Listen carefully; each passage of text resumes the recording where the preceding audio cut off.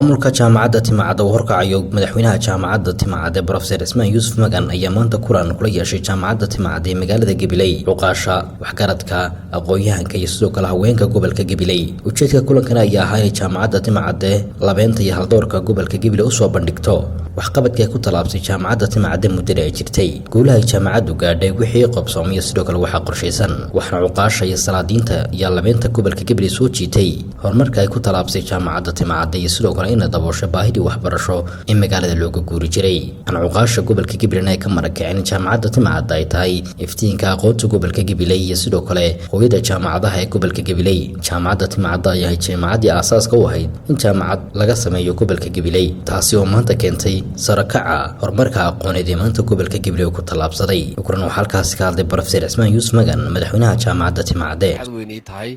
inaan la kulmo waxgaradkii iyo cayaantii gobolka Gabiley inagoo ka wada tashanayna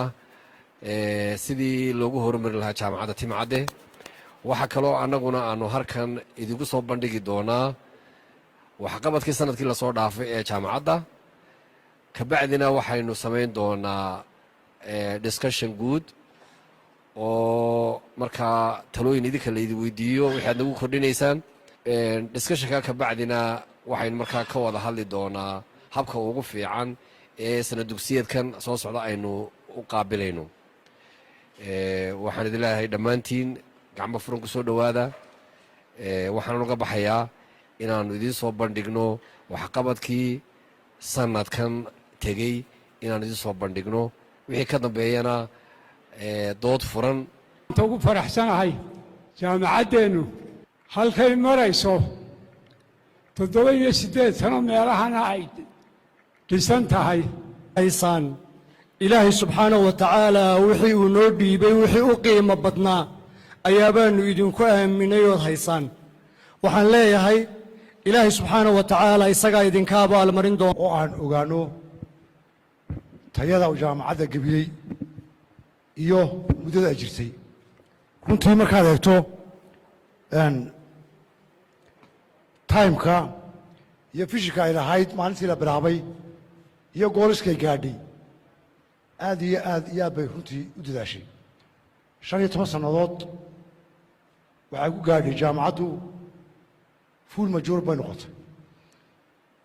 waa qaangaadh buuxa waxaan aaminsanahay fishankiinnii maalintii 2008kii ahaa goolashaad gaadhaysaan 80% inaad gaadheen ka mid baana ilaahay intuuna rarayna soo celiyay baana mahadda iska leh sababtaan ku soo noqonayna wixii aanu ka guurnay oo baa yimid oo aan helay waad sheegteenoo waadna tusteenoo maqal iyo muuqaalba oon arkayna iyo goobjoogba oo wax fiican baan qabsannay oo jaamacaddu qabatay oo maamulkayga iyo maxaan ku dhahay dadkii hawshaa waday ay qabteen maanta gobolka Gabiley nin kasta oo jaamacad galaba haddaan jaamacadda Timacadda imanin oo idaan samaynin oo idaan dhalinyarada ku talagelin gudoomiyaha jaamacaddu ha horeeya waxa nin waliba mahabariyar baad leedahay halkaa Hargeysa jaamacadda ka dhigata iyo Tuboorama ka dhigta kala loolasho iyo ku dhici lahayd dadka maanta marka haddaad galabta tiraahdeen waa bal wixii naga dhaxeeyay